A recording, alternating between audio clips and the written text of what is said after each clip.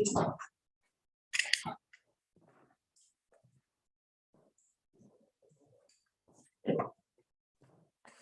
we're already being one. Hey, I don't mind. All right.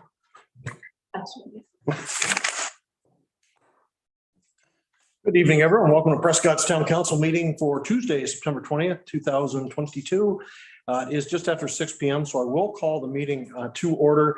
And I will note we do have not regrets from Councillor Jansman, but she's going to be a little late this evening due to a prior commitment.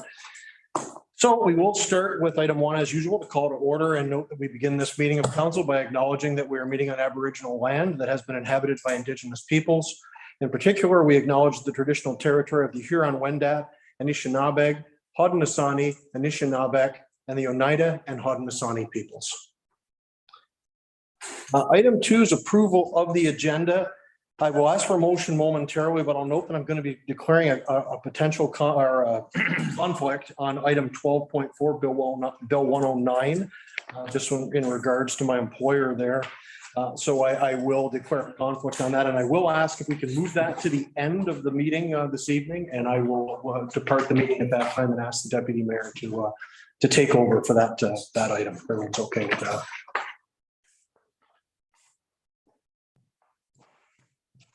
So if I could ask for a motion on that amended agenda this evening, moved by Councillor Burton, seconded by Councillor McConnell. Any discussion on the agenda? Seeing none, I'll call the question. All in favor? Motion is carried. Thanks, everyone. Item 3, declarations of interest. I did note that declaration. I'll fill that form out as soon as you have it ready, Madam Clerk. So presentations tonight moving on. Actually, sorry, I apologize. Any declarations of interest from other members of council? Usually no, but I should ask. 4 presentations, none this evening. 5 delegations, none this evening. So it takes us to 6 in minutes of our previous council meeting, and then goes back. 6.1 goes back to September 6, 2022.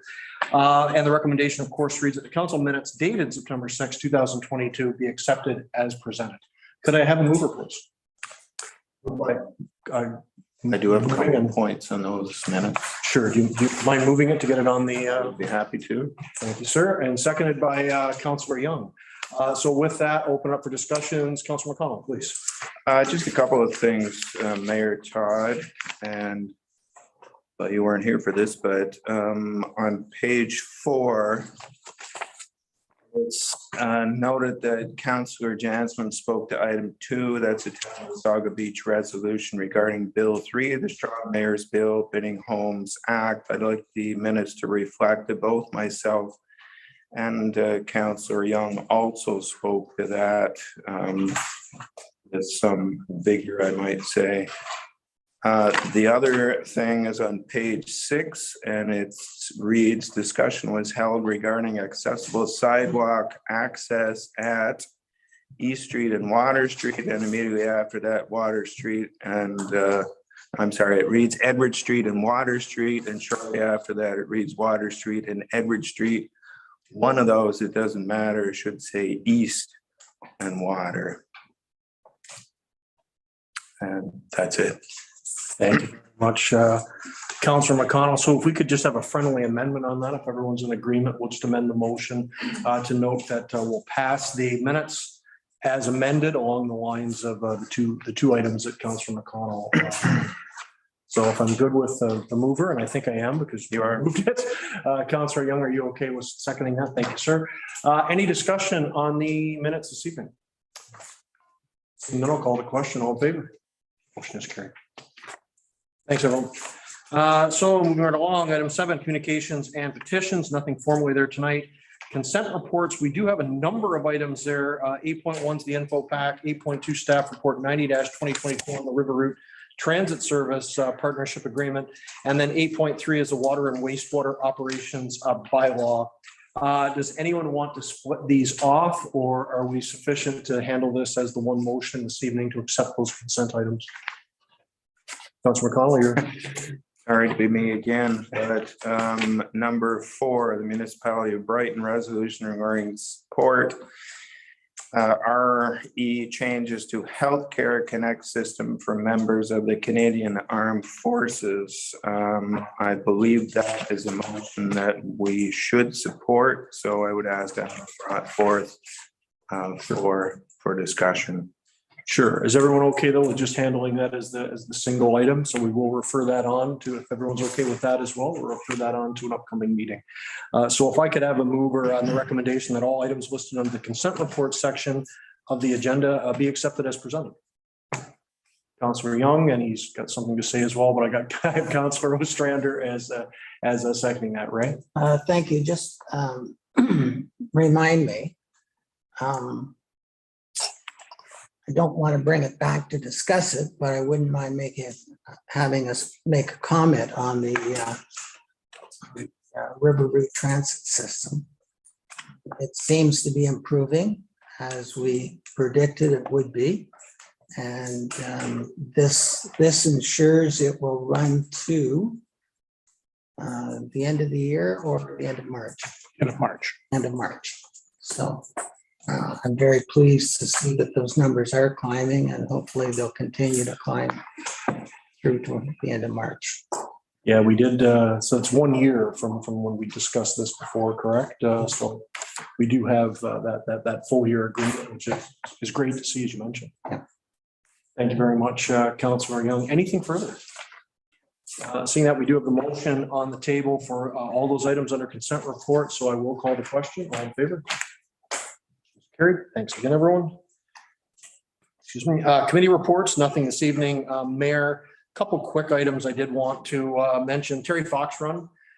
Great to see it in person again. I almost said yesterday, but 2 days ago now with the passing of the Queen and the commemoration yesterday. Terry Fox Run on Sunday, fantastic. Terrible inclement weather through a good chunk of the morning. It absolutely opened up right around 11 o'clock when things started, just in time to soak everyone off the start of the run, walk, cycle, however you chose to do it. But it was great to see everybody there. There was still a good crowd down there. I don't know what the numbers were. I ran into Sam after, and she had said the numbers were pretty impressive. I know Art Hitzman did say that they good turnout, but I'm sorry, I don't mean to put you on the spot. I do this a lot, and I always apologize for it. I should think and think ahead of time. But Samantha, do you have anything on that in terms of numbers? Yeah, I actually heard from Art today, so I'm just going to pull it up.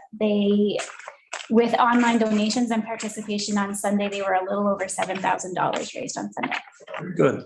It's great to see so many people that do come out to support Terry Fox Run every year, and we've got that great diehard team of organizers led much of the time. And I hate singling out anyone who's involved in a team effort, but I've got to mention Art Hitzman and Marcus Shaw, who have done just tremendous work on that for so many years. Artie and Marcus have always been a big part of that, and Art, of course, does so much else with the town as well, with the spirit of giving and everything. And I can't say enough for how much Artie does for the town year over year. So thanks so much to everyone that helped out and everyone that took part in the Terry Fox Run this year.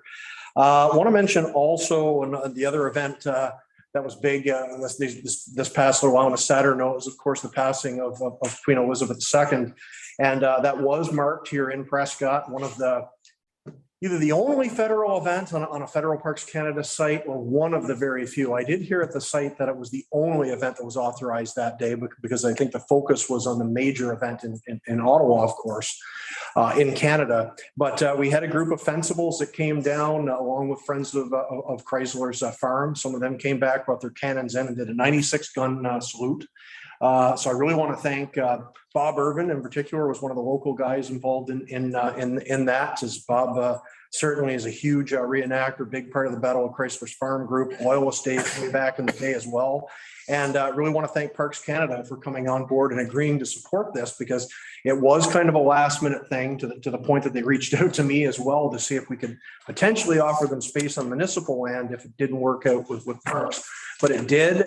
They did have Dave Moore was there to provide historical commentary as well between the raindrops, another kind of rainy day. But it was just a fantastic event, solemn but also celebratory in the longest rain in Commonwealth history. Just such I'm not a monarchist, but even I, it's been an interesting transition, and there are a lot of people. I had one woman talk very upset, but also very pleased that the town did this. I was we were able to offer a site for this cannonade, celebrating her 96 years and her 70-year reign. So I had a good turnout despite the weather. It was a work day for a lot of people, but there were a good number of people down there, and the Legion, of course, pitched in as well and did a special ceremony at the cenotaph afterwards that was well attended to. I couldn't stay for the 11 o'clock. I had to get home to a work commitment, but I was there till about 20 to 11 and sort of between my 9 and 11 appointments. But great day. And I just want to thank everyone, the Parks Canada people. They did bring some extra people in to volunteer at the last minute to help out with the firing and so on. And just great to see that, because of course we did have the Queen visit here back in 1984, a major event and an incredible event at the time. We've all seen the pictures. Ray, you were right there in the front row of the second row. Was in the receiving room. And it was a major event in town history. And it was nice to be able to sort of recall that on the passing of the Queen as sort of a final farewell to Queen Elizabeth. So I did want to note that. And the other thing I did want to mention, I did attend the Warden's Banquet for the United Counties of Leeds and Grenville. That was on Saturday night. First time that's actually been held in 4 years. That was another COVID casualty. It usually happens at the end of every 2 years when the warden's term is up. So this banquet actually celebrated the last full 4 years of wardens. And the warden, the first 2 years of this term was Pat Sayah, of course, mayor of Edwardsburg Cardinal, and the outgoing warden now, Roger Haley, who is, of course, the mayor of Frontenac in the United Counties. It was a really nice night. It's great to have everybody back together, and I just wanted to comment on it briefly, because it does sort of bring into focus. And I'll do this a couple of times over the next few meetings, so apologies to everyone for waxing nostalgic a little bit, but I'll try to keep it short. But just, it's about the people and some of the relationships that you do make along the way. And Roger Haley has been one of the best people I've dealt with over the last 12 years I've been here. Just an outstanding person in every way. And he said a couple of things about me, good things, that night. And I just wanted to respond to, he's not here for this, but I did want to make sure I mentioned that, just how much his friendship has meant to me and how much I've enjoyed working with him over these past 12 years. Just a superb mayor and an even better human being. Gory, he's somebody I think you lean on Roger, because he has been acclaimed as well and is going into the next term. Roger's will be a great resource to help you with counties matters as you move into that, and just a superb individual. And speaking of individuals, something else I did receive on the weekend. It's always nice to see this. A number of emails I received regarding our library and how great things have been going there since our new CEO, I always want to say CAO, librarian Ann Gillard took over. I think, what is it, about 3-4 months now, since July, I think. I don't think I've been in the library since we had that opening, that farewell to Jane McGuire. But it's just really nice to see that the transition going so well there. We've had a tremendous line at that library from Ann Steiner way back when to Jane for, I think, 30 plus years, Jane McGuire, and then handed on to Ann Gillard, another local person that seems to have really taken to it. And of course, Linda Doris and Susan Kalo, the three of them down there have made, I think, quite the team the last little while. And it's nice to get the emails the last 4 or 5 days or whatever it is, just from some library patrons saying just how much they're enjoying the library and how much they're impressed with what we offer down there as a community. And I go back to how I first got involved with the municipality, really was as chair of the library board and a member of the library board before that, back in the early 2000s when we did the expansion down there. That library has always been very dear to me, and it's just nice to see it's in good hands, and it's nice to see that people locally, they really appreciate that. So just was a nice little surprise that I received over the last little bit. I did want to note that because it's so important to let our staff know when they're doing well, and that they've got the support here, head of the council table and with council overall. It's just, I just really like to pass that along. So kudos to the whole team at the library under Ann Gillard, who's just done a great job since starting over, and just wanted to make sure we pass that along this evening, and those nice comments from some town residents. With that, I'm sure I'll remember something I've forgotten about 30 seconds, as I always do, but I'm finished for this evening. I've rattled on too long already, so I'll move along to item 11 and go as always first to Councillor Burton. Thank you, Mayor Todd. I had the opportunity today to volunteer with our staff at the plowing match today.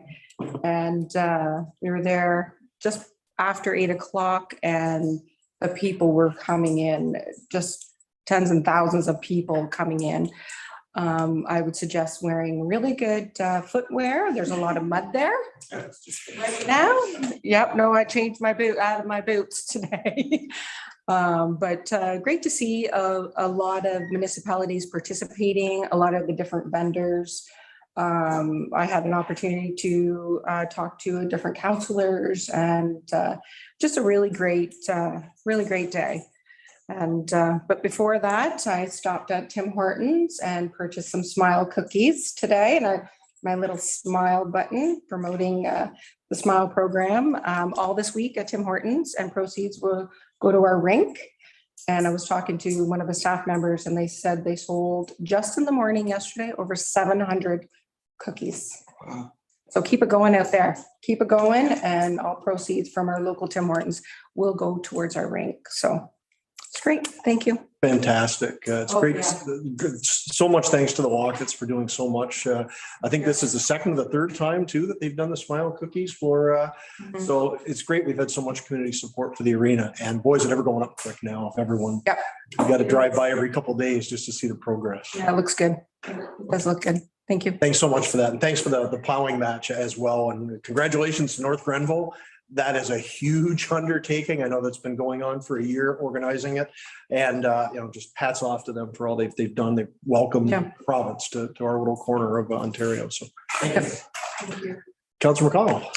Thank you, Mayor Todd. I've had a few things going on since we last met. On the 13th, Councillor Young and Councillor Ostrander and I got together with staff and went through the community grants requests for the latter part of this year, and that will be coming up later, as I understand it. That was Tuesday. On Thursday, I was at the Property Guys 15th anniversary party down on King Street. Mexican affair, sombreros were in effect, and it's always nice to see a business that's been around a few years that are celebrating their success. That evening, I had a library board meeting. As you mentioned, there have been a lot of changes at the library, and there are more to come. This morning, I had a Walker House meeting for the first time in a while. We have resumed our meetings, and it was rather lengthy as we got caught up on what was going on. Susan, as always, has a lot of plans, a lot of things going on. They're taking a bus out if anybody wants to go to the plowing match. I think it might be tomorrow, though. It's either tomorrow or Thursday, but if you call Susan, she can let you know. I'm heading out to the plowing match tomorrow. My shift is tomorrow afternoon. My wife Nancy is there with Grenville Mutual Insurance. They're a major sponsor for several days this week. While I was walking the little man before the meeting here, I ran into former councillor Fraser Lossinger, and he was just getting back from the plowing match. The Grenville County Historical Society has a booth out there, and he indicated as well it was a little wet, but there was an awful lot of people there. As well, Shakespeare has a booth out there, so I'll be going over there for a while as well. So a lot of things going on this last little while. We're back from summer holidays and things are kicking in. Thank you very much. Thank you, Councillor McConnell. Councillor Ostrander. Thank you, Your Worship. I was at the laying of the wreath on yesterday. It got a little wet by times, but we managed. We had about a dozen or so Legion members. And we also hosted a lunch back at the branch afterwards. Ray Martin did his charm, and whipped up some lunch, and we invited the reenactors over, and there was quite a bit of them over, and we're appreciative of the shelter from the rain. And so that was a pleasant time to have with them as well, and they appreciated the invite. Speaking of the plowing match, Dana twisted my arm a little extra, so I'm going to do a double shift on Thursday afternoon from 12 to 5, I guess it is, or whatever. And that's, I'm dating myself, but that's about the 4th international plowing match I've either been to, officiated at, or whatever. And so it's nice to have it close to home anyway for a change. And what else? I guess I'd be remiss if I didn't update our Ukrainian family. Marina, the mother and wife, now has a good friend of hers living with them. She just came in the last couple of weeks. And with her, she brought an 8-year-old son, and he's now enrolled in St. Mark's with the rest of the gang. So that's going well. And they are also getting some feedback from job applications that they've applied for, Canada and the US. So I don't know, perhaps if they get lucky, they may not be with us much longer and move on to bigger and better things. So anyway, so that's about it for me. Thanks. Thanks, Mike. Councilor Shankar. Thank you. Not too much that hasn't been said already. I did go to the Legion lunch last week, and that the reason I mentioned that was Dr. Holmes, who is our local optometrist. He had his kind of semi-retirement. He's going from full-time to part-time. So best wishes to Dr. Holmes.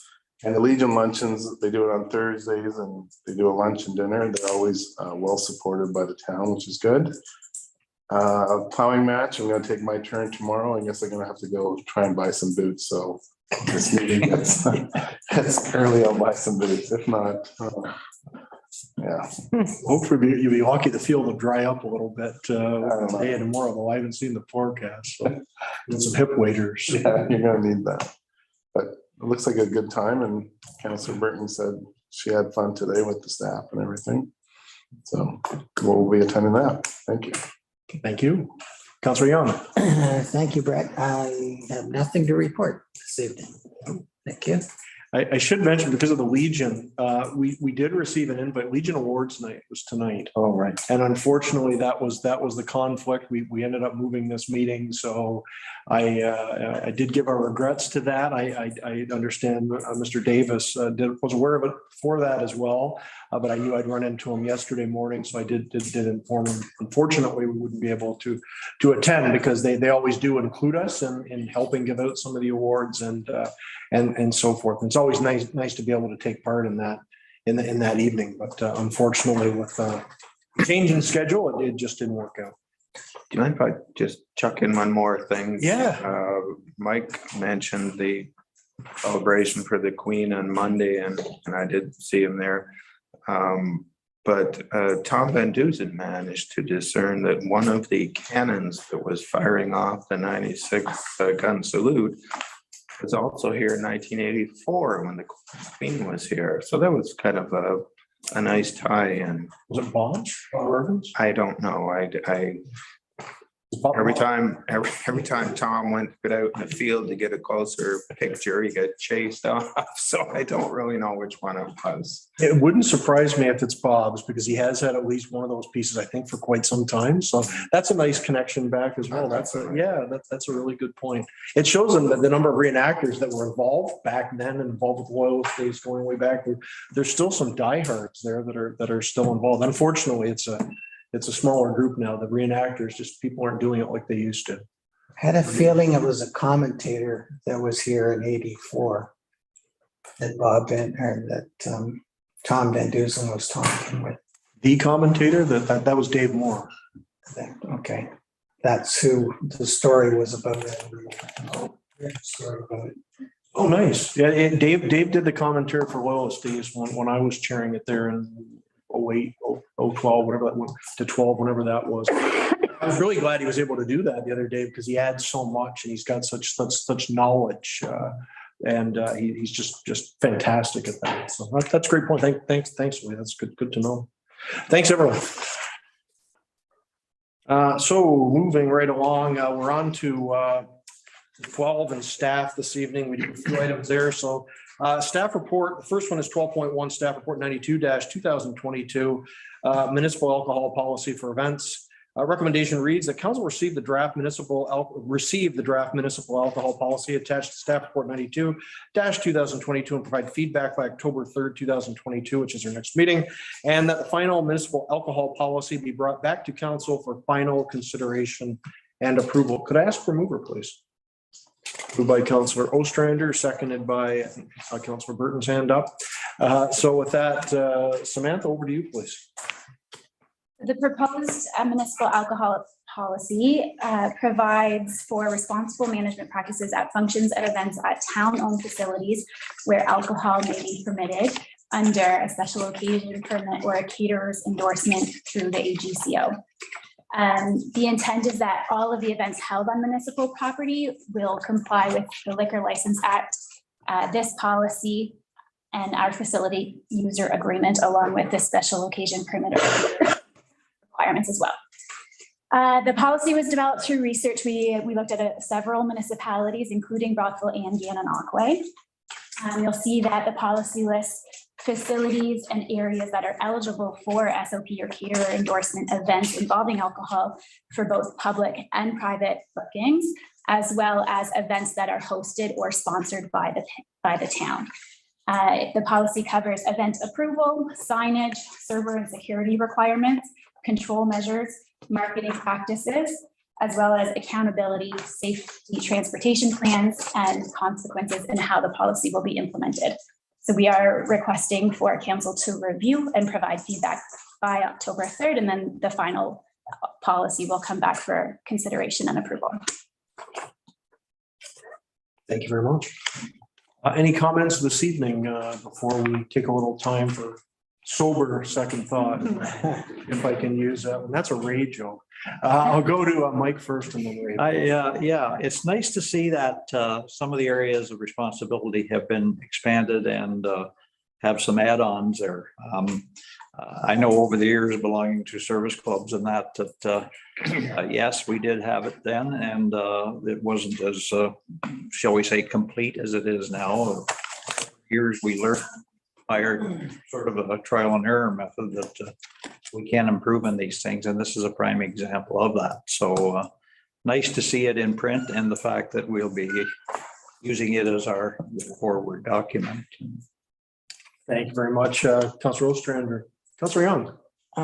Thank you. 6.2. With regard to not being able to possess liquor in the tiered seating section of any municipality facility. How does that apply to the amphitheater? So that 6.2 is in reference to public and private events. Something like the Shakespeare Festival, for instance, would be considered a town-sponsored event. So that would fall outside of the public or private bookings. Okay, thank you very much. So that would just basically be covered under 3.1. I believe it's 3.1, yes. Okay. Other comments? Sorry to missed anybody else earlier, but Councilor McConnell, go ahead, please. Thanks. Actually, Ray asked one of the two questions I was going to ask, so thank you for that, Samantha. Before you were with us, which you probably wouldn't know about, one of our tastes in Prescott that we held was at Riverwalk Park, and as far as I'm concerned, that was the most successful, nicest one that we had down there by the water with the music. And I'm wondering if perhaps that should be added on to the list of places that we allow. So we covered that under 3 and 3.1, that if it's town run or town sponsored, then kind of it can be done anywhere. And so, but then we tried to bring it down to those that aren't sponsored or run by the town and just kind of focusing on these spots. So So Taste of Prescott, it was being done, let's say, by the BIA or by the town, then absolutely, we could have it in any area. But I think we could list it under the locations under 6.1. Well, the concern being is that, so let's say somebody wants to do a public event in Riverwalk Park, not sponsored by the town, then it would be allowed if you put it 6.1. Of the clock tower parking lot, though.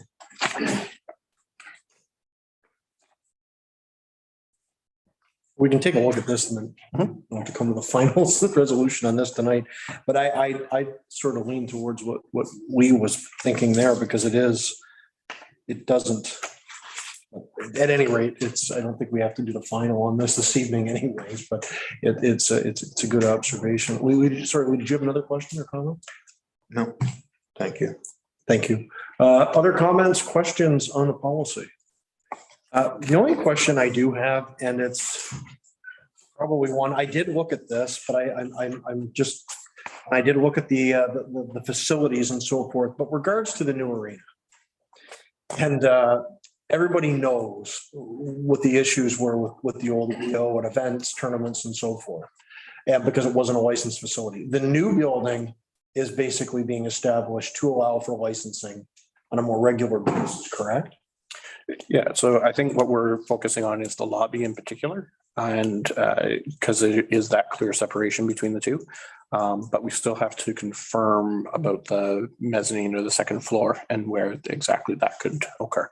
Okay, because we've got a little time on that, but that is something we're going to want to make very clear to all users that this is a new building. There are new regulations. It's a bit of a new day. We will allow licensed sales and consumption in approved areas, but there are going to be changes with regards to how things are rolled out with the new building. We want to be accommodating and so forth, but we've got to accept new realities on this as well. So this is something for the future. It's not going to be my problem. It's going to be somebody else's, but it is something I don't think we can look at too early, simply because there's going to be some expectations from the old facility, and this is good. But this is excellent, though, that we're already looking at that mezzanine area, and we did talk about that as a potentially licensed area. So I think we can basically move forward, make everything better, safer, and more accommodating for everyone. So no, this is great. Any further comments? Seeing none, I'll call the question. All in favor? Thank you. And 12.2 is staff report 93-2022. That's our intake number 2 of the community grants. We do have a recommendation that council approve the 2022 community grant allocation recommendations for intake number 2, and that totals $13,750. And this is outlined in staff report 93-2022. Could I have a mover, please? Moved by Councillor Young, seconded by Councillor McConnell. Mr. Armstrong, is this yours? Certainly. Thank you very much, Mr. Mayor. So when we would finish intake number 1, we said that we would open a second intake, which we did. Those applications were received. And then we also, in the course of intake number 1, talked about some of the applications that we received initially and reconsider them as intake number 2. So we received 3 new applications, being from King's Kitchen, the Prescott and District Soccer Association, and the Food Bank. The working group, as Councillor McConnell mentioned, is met on September 13th, and that's how the recommendations were developed. So we are proceeding with making the recommendation for the Food Bank for all for $3,000. That was their request. King's Kitchen, $2,500, which was their request, and Prescott and District Soccer, which for $5,000, which was their request. In the initial intake, Girls Incorporated requested $1,250. Intake number 1, 1,000 was approved, and 250 is now being recommended for the total amount. Then the Volunteer Center of St. Lawrence Rideau, they requested $1,500 in their original application. $1,000 was approved. No further amount is being recommended at this time, simply because we have not been able to ascertain or have been provided the exact number of applications for tax returns that are done for residents in Prescott versus outside of Prescott. So they're able to tell us how many were received at the receiving center in Prescott, but not how many were actually Prescott residents. From there, another Folk Fest had originally requested $10,000, $7,500 was approved.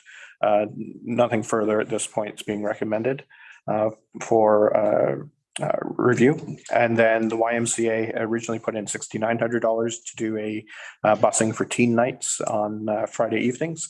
And they weren't able to get it up and running in the spring, so they're looking to do so this fall. And so what the recommendation is that up to $3,000 be approved. However, only $1,200 would be approved for the initial 4 weeks. And then if there is a number between 15 and 20 that are taking advantage of it, then another 4 weeks would be approved and so forth until we reach the 3,000. Because there's just a line to be focused on that you're actually receiving some results from people attending that. So that's really the report in front of you this evening. Comes to a total of $13,750. It remains $2,650 that remains unallocated that could be addressed in any further applications that are received between now and the end of the year. Thank you. Thank you very much, Mr. Armstrong. The council committee members, Councilor McConnell has already mentioned it, and you as well, Ray. So I'll open it up for you for, sorry, Councilor Armstrong, my apologies. So we open up to the three of you if you have any comments first before I open it up to everyone, because obviously you were the ones making these recommendations. So. Well, we had a good discussion over each request, and I think we're fortunate that our staff is quite diligent in giving us a report on each one. If the decision's easier, and it's not always easy to say, no, you can only have this much money, but it's a budgetary thing that we go through every year. And I think that under the circumstances with the money that we had, we made reasonable decisions. Thank you. Thank you. Ray, Mike, any comments? Just that we're under budget, Mr. Mayor. We budgeted 58,000. We've allocated 55,350. So unless some emergency request comes in between now and the end of the year, this item will be under budget. Thank you.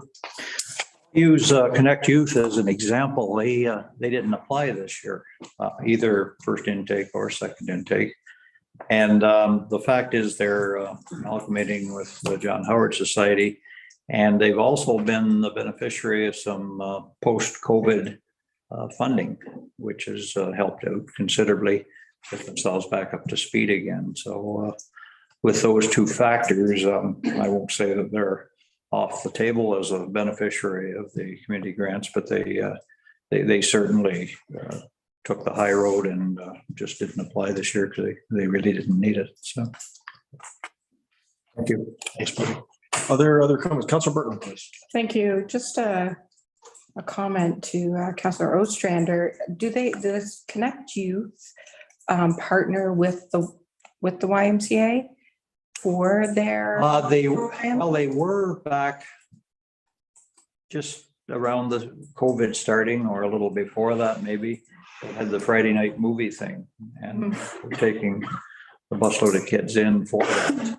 And now we've heard that that's sort of been hit and miss, I guess, over COVID, of course. It didn't flying too high, I guess you could say. So I'm not sure that they're going to do that now. Their main focus is the final pieces to put together to join John Howard Society, and that will take place in first quarter of 23, as I understand it. So Okay. That's sort of where they stand on that at the moment. I know they ran the bus program a few years ago and was very successful in taking teens to Brockville, Right. the Stairs, and to the Y. And I'm hoping that with the allocation of funds, that this program will, really encourage the kids to come back and Well, enjoy yeah. their time. And Yeah. I don't know if in fact it'll get booted up to where it was before, because it was a whole separate entity that the Friday night movie thing was. And I don't know whether, with joining John Howard now, they've got to have a joint budget, a joint everything to get things pieced together. And right now their Canada Revenue Agency is looking at the books of both agencies to see where there's deficiencies and bonuses to add on to or something like that. So anyway, it's been fairly complicated. It's in its second year of moving forward, and they still haven't gone to the full partnership yet, but it is coming. And, Thank you both. Councilor Schenker. I do have a question, but I don't know if it's for the members of the group or for staff. So just intake number 2. What I noticed is that the 3 applications for intake number 2 didn't ask on intake number 1. Correct. Is that correct? Is that because they didn't know how much they needed, like the soccer association? So I think a couple of things. One was in particular, I think for the food bank and King's Kitchen, they were kind of coming out of COVID and now they've restarted. So King's Kitchen in particular is restarted as of September. And so I think that's why they waited till number 2. Same with the food bank. It was just provided them a grant in December as part of the COVID grant. And then for the Prescott District Association, Soccer Association, it was more to do with, I think, just a handing over of kind of the leadership and who's responsible for the application. So that's why it came in at number 2 instead of number 1. And the extra funds that we will have, can we put that towards next year's? If council wishes, then absolutely we can do that. Unless we get more requests? Correct. So generally what we would do over the last several years, we've run up right towards the 58,000 or very close to. So there hasn't really been much to push over one way or the other. But if council wishes, then we're more than happy to use any unused funds into the following year. Thank you. Thank you. Any other comments? Just had one of my own. It's essentially the same as what Councilor Burton mentioned. I just want to underline that weekly busing program for teen night to the Y, and that just shows another example of the youth center doesn't function anymore here in town, which was a real loss. But we have, and then COVID hit, and we've had issues with that ever since. But now we're rolling again with the activities of the Leo. The Y partnership is just getting stronger and stronger with what we're doing in the summers, what we're doing at the Leo, all the programs that are happening down there for all ages. So really the sky's the limit with this, I think. And I'm really happy that we do have this partnership with the Y because there are certain assets we're just not going to have in a town our size. So if we can just accommodate people and get the kids that transportation to Brockville when and as needed. Now this is just great. So I just really wanted to underline that. I know we've always done a great job of promoting the events and the bus tours and things like that, but this will be great to see. And I hope it's a huge success. And it does become an ongoing thing because it is something. And there was also, and we talked about this, I think it was days before COVID hit back in 2020.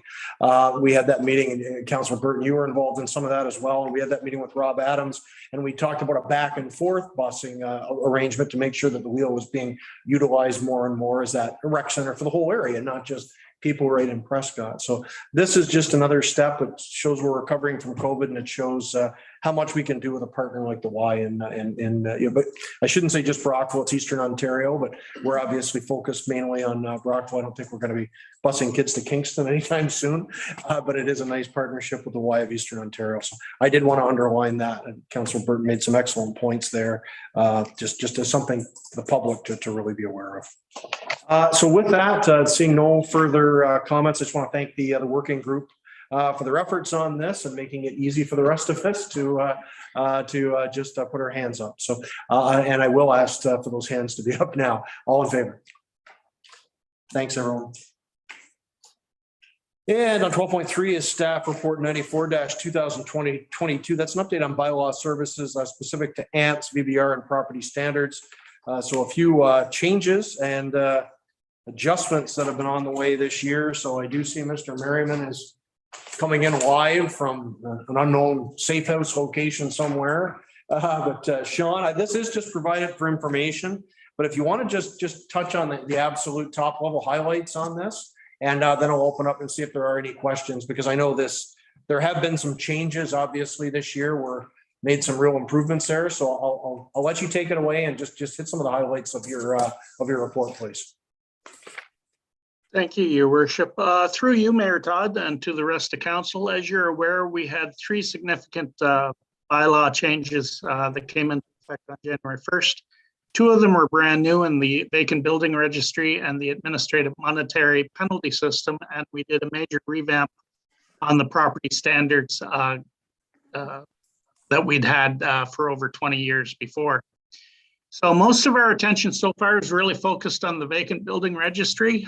This has to do with a lot of reasons. The biggest one being that this is really a cooperation of just about all the departments. I mean, it's mainly bylaw and fire department, but it also includes operations. It includes economic development, and then of course our CAO's office where needed. So most of the time has been spent on creating policies and processes, educating individuals and corporations, and working on a frequently asked questions section for the website.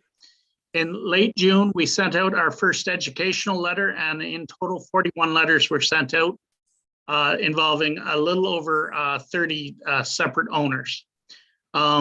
It resulted in, to date, 8 phone calls or emails, and to date, 10 units have actually been inspected or reviewed by both the fire and the building bylaw department.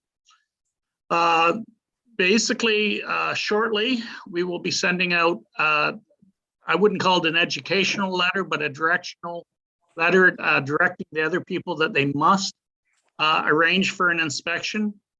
And with that, should they fail to do that, they will be some of the first people that are taking up in front of AMPS. But in general, most people seem to understand why we're doing this. They seem to be very willing to work with us on it. And so it should actually help. I think probably by Christmas, we'll have most of the buildings registered and working towards getting them reutilized.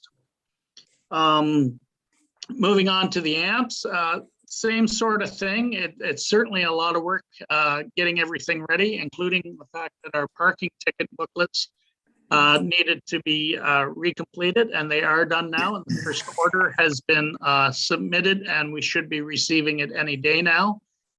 We've also been working with the clerk's office and the CAO's office to make sure that we have screening officers and hearing officers ready to go when that needs to be completed. And then the last thing is our software system, CGIS. I can't really say enough good things about it. It'll help generate reports for us. It'll help us keep track of all the properties. It has really been beneficial to the department. And then, of course, our property standards bylaw. Now, this is just an ongoing thing. I am glad to report that this new bylaw has been very effective, especially in addressing habitual issues, and that we are allowed, even if someone solves the problem, to declare it a habitual property where we keep it kind of open so that if there's another problem within, a few months or whatever the case may be, we simply go back with another direction without having to go through all the steps that we had to go through before, of telling them that they have the right to appeal it to the Property Standards Committee and stuff like that. And I really do think it has helped address some of those issues that were out there. So the reports there, basically by Christmas, we hope to have everything fully implemented and being used. We do have some alternatives if you want. We can slow it down, we can speed it up. And when the next council comes in, we will also ask about whether or not the bylaw department would be asked whether or not there's desire by council and the community to have a more active enforcement versus a passive enforcement that we currently have right now. So as an alternative, we could try to speed it up or we could slow it down as directed by council. And that is my report, Mayor Todd. Thank you very much, Mr. Merriman. So we'll open it up to comments, questions, if any, from members of council, and Councillor Young. Thank you, Mayor Todd. Sean, you had 8 people make inquiries about the letter that they received. Was there a common denominator in the subjects that they were talking to you about? Yeah, most of the stuff that would be expected. They would, again, not surprisingly, not everyone has watched us live on YouTube to know that they were coming about. So they were simply wondering about the program itself. In general, like you got to remember, I've only had 10 of the 41 respond to us, but in general, when we get all done, most of them are satisfied with the reasons why it was created and also the reasons why it's good for them. Because we really do stress that the purpose of this is to avoid letting properties get to the point that they have to be torn down. It's also about reutilizing and reusing the properties that we have in town and connecting them with the other departments in town that can help them, including not just bylaw and fire, but also economic development and stuff like that. So in general, not too bad. The odd person may think that when they first start talking, they feel that it's a money grab. When I explain everything that we do, I've never had anyone at the end try to say that it wasn't money that wasn't being spent on their property. Some of the penalties that we wrote into the bylaw are significant, in my opinion. Do you think that we will have to modify some of those numbers, or do you think that they will stand up? Again, through you, Mayor Todd, in all honesty, no one has addressed that with me. Of course, you got to remember, by the time you get to those significant penalties, you're talking about 3 or 4 times refusing to do what's being asked of them. I honestly would be surprised if we ever get to that stage. And more important, even if we do, they can take it before the AMPS and argue why it should be reduced or hardship or all the other stuff that they're allowed to bring up at the AMPS proceedings. So I would suggest to council at this time to simply let it stay until we see that it's a concern. Thank you, Sean. Thank you, Councillor Young. Thank you, Mr. Merriman. Other comments for Sean this evening? Councillor McConnell and then Councillor Schenker. Thank you, Mayor Todd. I was in favor of this program when it was brought forth. I voted in favor of it. I do recall, though, during the discussion, Councillor Young making reference to the amounts of the fines, having a bit of concern about that. But we went forward with them as they are today. I've had one member of the public approach me with a not happy constitution, let's put it that way.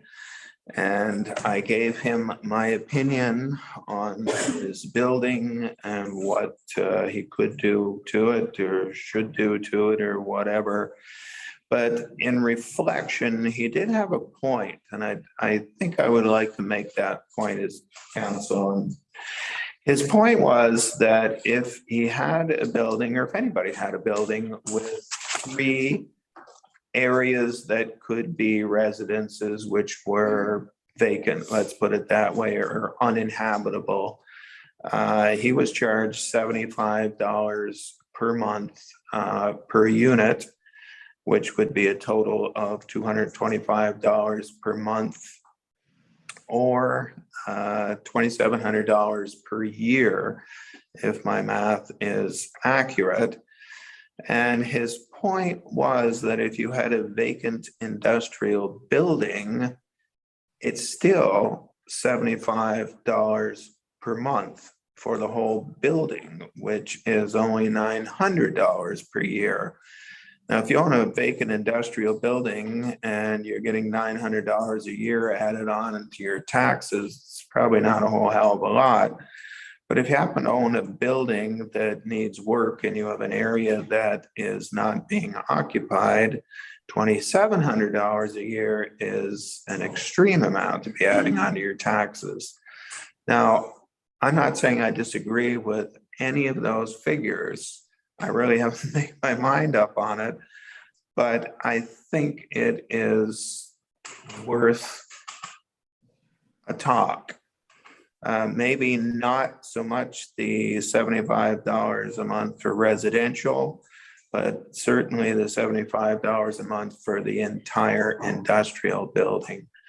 I don't know if we would look at a slight reduction and a raise in conjunction, leave it alone, or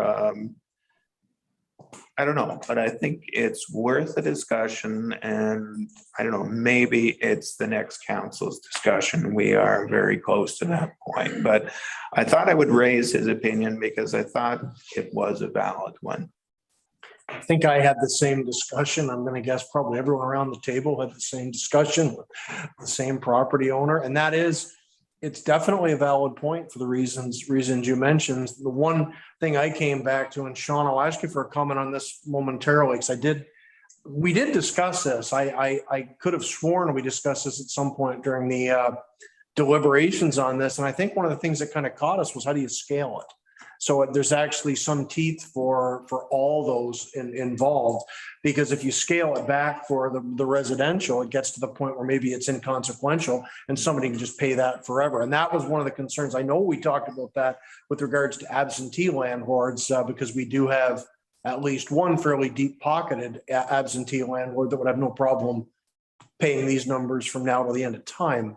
So Sean, comment on that, because it's a very valid point. It is something probably the next councils is going to have to look at this when they look at refining some of these policies, but comment on that, because I know this did come up at one time. Through you, Mayor Todd. Yes, this did come up at one time, and at the time, there was two things that council was trying to accomplish, but staff was trying to do the same thing, was to keep it relatively revenue neutral. And so what you have to understand is, every time you have a suite or a different section of the building, regardless of how big it is, you're still kind of inspecting the same things. You're going in to look at fire separation. You're going in to look at exiting. You're going in to look at the overall general condition of that individual unit within the building. And each one of those takes a certain amount of time. And me and fire at the time felt that if you kind of get through 3 units and you've got a consistency through it, you kind of got a pretty good idea of what's going on. And so you can kind of replicate it going forward without having to look at each individual one. So it was set at 3 for the total. When you're talking about a large industrial thing, an industrial building, and I understand what he's saying, remember, this was never about making money for the town. It was simply about covering our costs that were involved while looking at it. And unfortunately, a large industrial building is much easier to inspect than a building that's filled with various different suites of various different uses in various different conditions. So that was why that was picked at that number.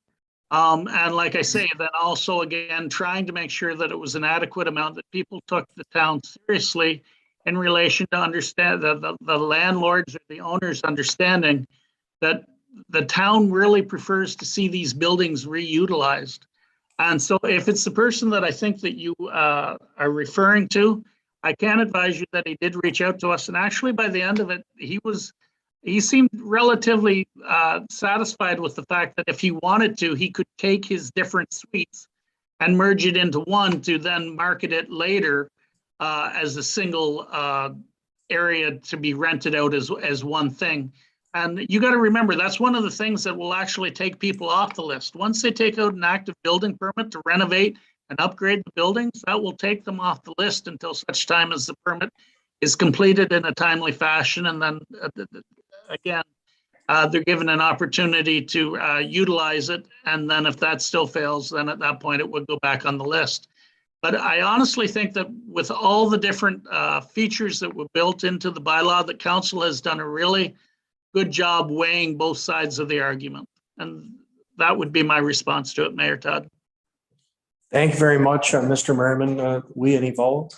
Well said, Sean. And as I said, I voted for this. I'm not saying that I would disagree with it the way it is.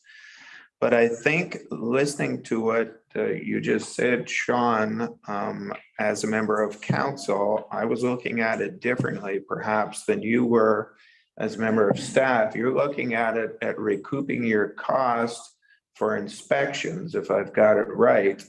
The way I'm looking at it is a penalty for having property that could be occupied, could have people in it, spending money downtown, could be bringing in tax revenue. So when I looked at this, I looked at it as a penalty to encourage development, not as something to recoup the inspection costs. So I suspect that's possibly why I'm looking at maybe a little bit differently. And I'm not saying your way is wrong by any means. It's just the way I looked at it when we brought it forward. So we're kind of at the same post. We just got there different ways, I think. And I think it actually works both ways. Because I mean, the cost recovery, especially if you're dealing with residential and you're dealing with fire separation and so forth, Sean makes a really good point on that. There are added criteria with regards to residential. And if you've got older buildings that are chopped up into various apartments and so on. So that's actually an excellent point. I hadn't really thought of that. I mean, we talked about the fire separation thing, but then when you look at the different units, but I just, one more point before I'll go to Gori. Sean makes an excellent comment here, and I want to make sure that this is something that's very heard loud and clear. We did not institute this to make money.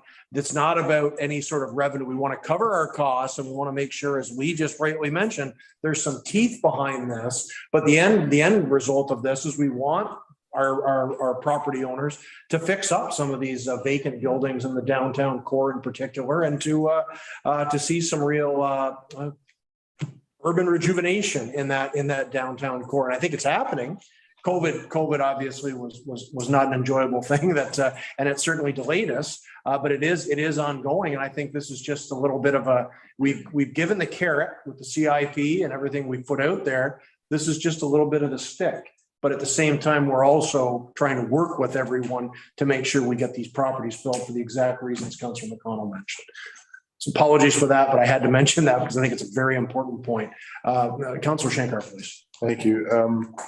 So along that same point, Sean, the same discussion that we've all had. The one thing I did mention to him is to take advantage of the CIP program that we have. Now, I don't know if that's something that in future letters that we write, maybe we can add that into the letters, that there is that, just to incentivize them and preferably not to call it a penalty, but to incentivize them to do the work so they don't have to pay the extra fees. So I don't know if that's something that we can look at doing if you need a direction or anything like that. Todd, if I may. Yeah, sure. And then to Matthew.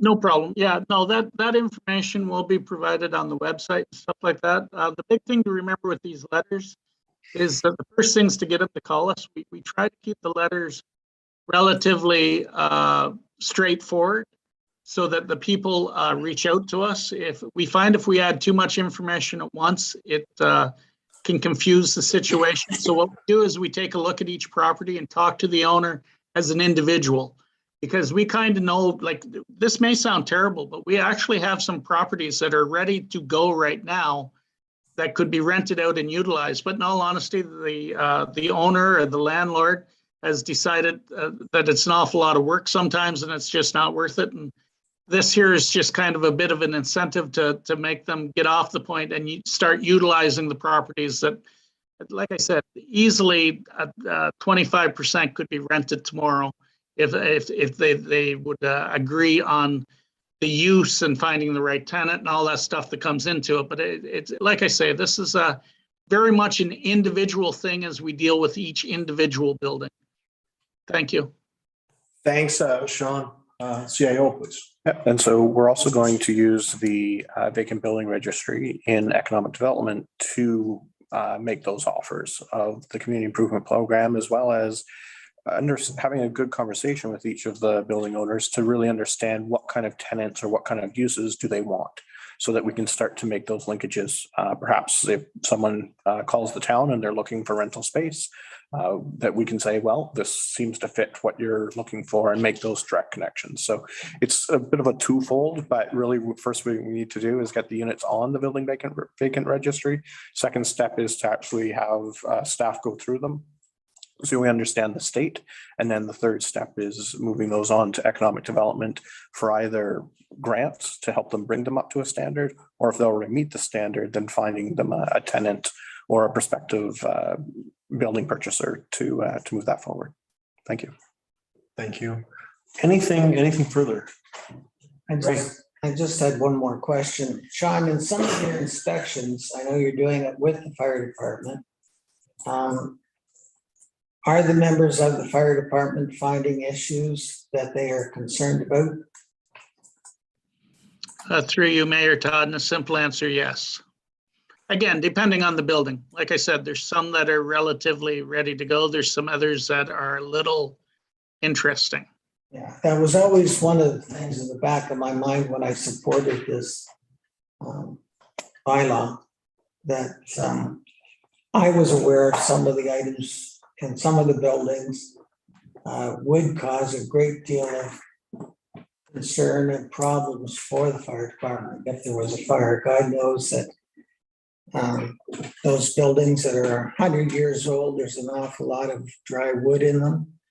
And some of the buildings have not been fireproofed, if that's the word. And hopefully through this process, some of the debris that's in the buildings or some of the walls that don't have fire separation, they can be improved, so that it's in the owner's interest that he save the building as much as he can. So. Absolutely. Good points as well. With heritage buildings, you get the positives, beautiful old buildings. You get the negatives, they're old buildings. So yeah, just to leave off, I want to thank Sean for the report. Thank you for the feedback. I think it's something really good we've done here, actually. We're a lot farther ahead on this than we were a year or so ago. There's always going to be growing pains, and there are going to be complaints, some well-founded, others maybe not so well-founded. But I think we're in a good position here. And I'm just going to mention that the carrot stick thing again. The carrot we've been giving with that CIP, we expanded that, 3 years ago now? And we're giving a pile of money out. Well, maybe I shouldn't say pile. We've got taxpayers that maybe don't appreciate pile, but it's a significant amount of money to those that want to be community partners and improve their buildings, particularly in the downtown core, but also with regards to industrial. I mean, one of the beneficiaries was Northern Cables, one of our top employers. So we are giving a lot back. So it's not just about the negative. We're not looking to make any money. But if you're going to own a building, particularly in downtown Prescott, we need you to be a community partner as well, because that's our front doorstep. And that is something we have to really make sure we rejuvenate. And especially coming back from COVID, I thought we had some good steps there before COVID. Now we've been set back a bit. So this is just another tool we have to try to encourage people to get with the program. So thanks very much, Sean, for the updates on all of this. Good to hear. And I'm sure this will be something that will be brought back for the new council as well, as has been mentioned. If there's any, look at tweaking anything or changing any of the provisions of the policy. But again, thanks very much for that. And that was just for information. So 12.4, as I noted, and declare the conflict done, that will be moved to the bottom of the agenda this evening. 13 resolutions. We have no resolutions tonight. 14, we do under bylaws. We do have one bylaw this evening arising from, I think this was moved forward at the last meeting. So it's under 14.1. It's establishing the joint audit committee for the election. So the recommendation reads that bylaw 40-2022 being a bylaw to appoint members to an election compliance Audit Committee for the Town of Prescott for the council term dated November 15, 2022 to November 14, 2026. Be read and passed, signed by the mayor and clerk, and sealed by the seal of the corporation. Could I ask for removal, please? Moved by Councilor Burton, seconded by Councilor Ostrander. Ms. Velkamp, any comment on that? We did review it at the last meeting, but can you just name the members of the committee that we are? Yep, the names are there. Yeah, I just put public, just name it tonight. I can do it. It's Andy Brown, John Dixon, Mel Campbell, Diane Merkley, Anthony Vachon, and Nigel White. Who's who of United Counties, the former employees in some case here, but all good. Some very good people on that list. Any other comments on that item? Seeing none, all in favor? Thanks, everyone. So 15, new business. Does anyone have any new business to bring forward this evening? Seeing no one. We are, so notices of motion under 16. Anyone have a notice of motion to present tonight? Seeing no. Mayor's proclamations, have two this evening. First is for World Alzheimer's Day. And that is, of course, dated, that's tomorrow. So the proclamation reads, whereas World Alzheimer Day takes place annually on September 21st and is a day on which organizations dedicated to fighting Alzheimer's disease and other dementias can raise awareness about this cause. And whereas people living with dementia in our community are made to feel accepted and welcomed throughout the town of Prescott, and that Prescott is an inclusive space for people living with Alzheimer's disease and other dementias and their care partners and families. And whereas the Alzheimer's Society of Lanark, Leeds, and Grenville provides support, education, programs, and services to all citizens of Lanark County and Leeds and Grenville United Counties. And whereas the well-being of persons living with Alzheimer's disease and other dementias is the value to all in our community and supports our community as a whole. Therefore, be it resolved that the corporation of the town of Prescott does hereby proclaim September 21st as World Alzheimer's Day in the town of Prescott. And of course, I'll be signing that dated this 20th day of September 2022.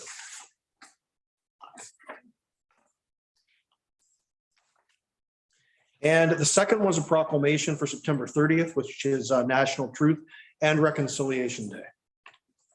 Whereas the Truth and Reconciliation Commission released its final report on June 2nd, 2015, excuse me, which included 94 calls to action to redress the legacy of residential schools and advance the process of Canadian reconciliation. And whereas the recent discoveries of remains in unmarked graves across Canada have led to increased calls for all levels of government to address the recommendations in the Truth and Reconciliation Commission's calls to action. And whereas all Canadians and all orders of government have a role to play in reconciliation. And whereas the recommendation number 80 of the Truth and Reconciliation Commission called upon the federal government in collaboration with Indigenous peoples to establish as a statutory holiday a national day for truth and reconciliation to ensure that public commemoration of the history and legacy of residential schools remains a vital component of the reconciliation process. And whereas the federal government has announced September 30th, 2021 as the National Day for Truth and Reconciliation, which is also known as National Orange Shirt Day, and as a statutory federal holiday, therefore be it resolved that the corporation of the town of Prescott does hereby commit to recognizing September 30th, 2022 as a National Day for Truth and Reconciliation by sharing the stories of residential school survivors, their families, and the Indigenous communities in Canada. I will note this is also dated today, the 20th of September, 2022, but National Truth and Reconciliation Day is next Friday, September 30th.